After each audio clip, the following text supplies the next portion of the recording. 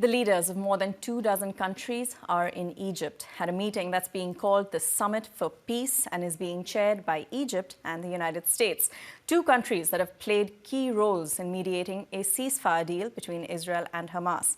It's a deal that's paused the fighting in Gaza and it's seen the return of all living hostages to Israel.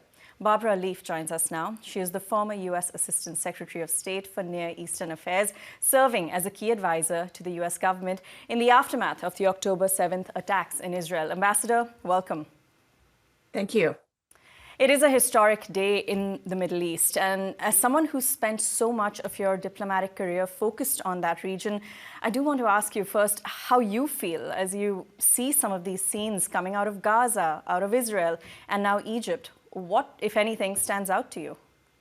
Well, look, I have felt almost as exhilarated as the people of Israel and the Palestinians of Gaza at the prospect of this war ending. It has been so long overdue this day. And so I know that from having been texting and speaking with people in the region over the last 10 days, there is both a huge lifting of spirits, obviously on either side of of that boundary line, Gaza and Israel, but also a sense of relief mixed with some trepidation, frankly, on the part of a number of regional government senior leaders, because this, in a sense, as hard, as tough as it was, to get to this point in the negotiations, this all for all exchange of people and an end to the conflict. As hard as that was to get there, it's pretty much the easiest step on a very long road. Yeah, that really is the important aspect of this, because underpinning all the celebration and ceremony that we're seeing today is this peace plan that Trump unveiled a few weeks ago with the Israeli Prime Minister at his side. What have you made of this plan, as a whole? Because for what it's worth, this is a 20-point peace plan, and just today we seem to have achieved maybe 2 or 3 of those. That's right. That's right. And look, I think it's fair to expect that there is going to be a lot of creative and artful redefining of terms and negotiating of the outer limits of each of these points. So that's why it will be a very hard-fought, long road of negotiations. In a sense, each of these points are almost a negotiation in and of themselves. And certainly from my perspective, the most critical piece is to move rapidly on some kind of law and order force. Just the most basic policing force is required right now. You see already that Hamas, of course, is trying to fill the void and fill it in an armed sense as the IDF falls back. But more profoundly, for at least a year and a half, there has been the most violent kind of anarchy reigning in Gaza, and it's critical to bring that to an end. Do you see a way forward on that main sticking point that you've mentioned? Because, I mean, do you see that coming from within, the Palestinian Authority, perhaps, or will that be led by maybe some of these mediating countries or Israel? Look, there are many, many details that simply we don't know, and I don't believe the parties know, nor what I call the Gang of Eight, the 8 countries that came together several weeks ago in New York to seal the deal, as it were, with President Trump, and that led progressively to the day today.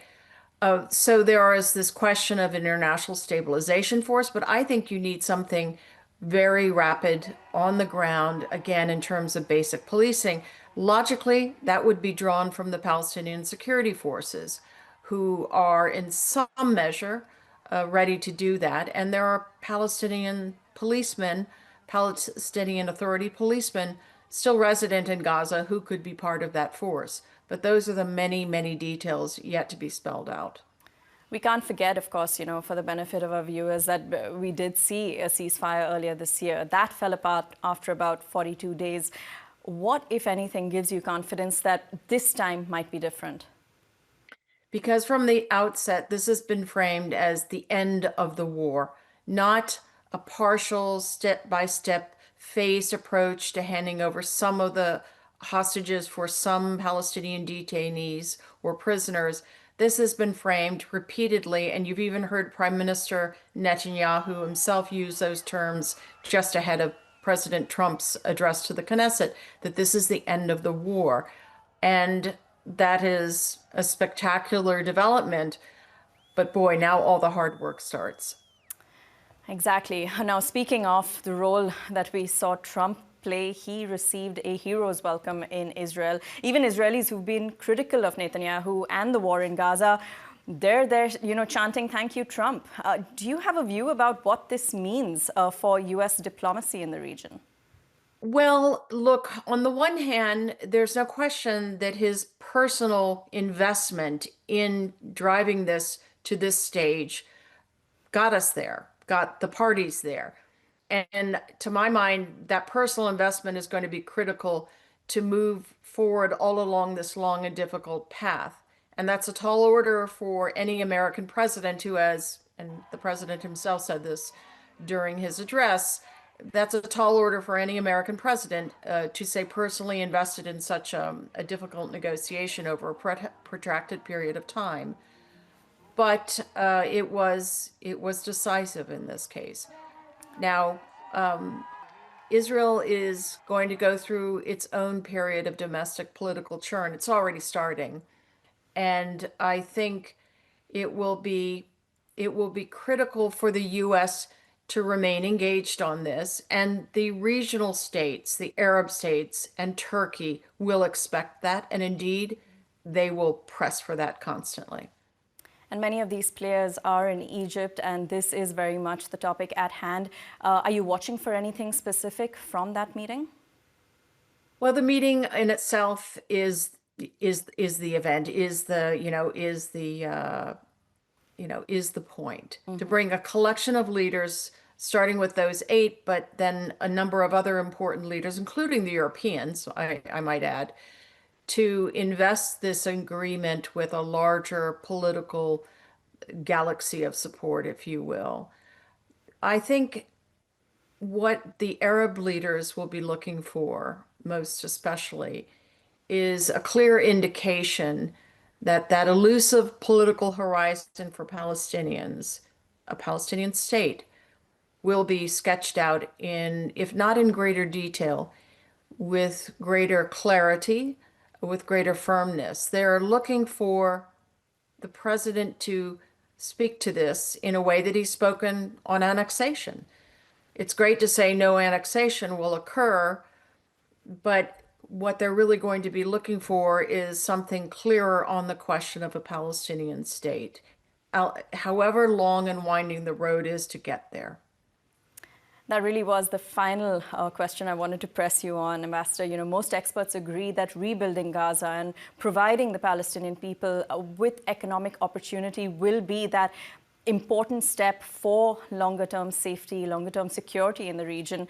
Do you see that being spoken of enough by mediators, by world leaders?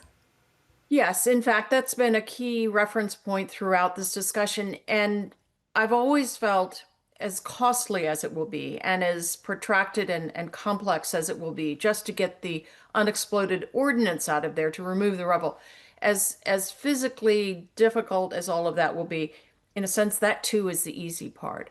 It's the political rebuilding and the security rebuilding that is going to be extraordinarily complex and testing of everyone's political will and endurance and commitment. The reconstruction will occur, and there are a number of governments who've signed up to do that, but they are signing up to do so within a political framework for the Palestinians. All right, Ambassador, we leave it there. Really appreciate your time and your insight. Thank you. That is Barbara Leaf, former U.S. Assistant Secretary of State for Near Eastern Affairs.